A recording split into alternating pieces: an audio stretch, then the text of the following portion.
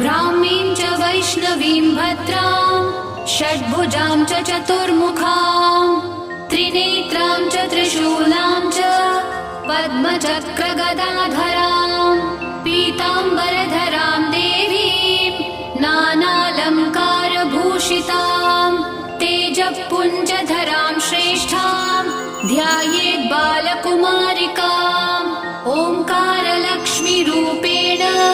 विष्णोर्हृदयमव्ययम् विष्णुमानन्दमध्यस्थम् ह्रीङ्कारबीजरूपिणी ॐ क्लीं अमृतानन्दभद्रे सत्य आनन्ददायिनी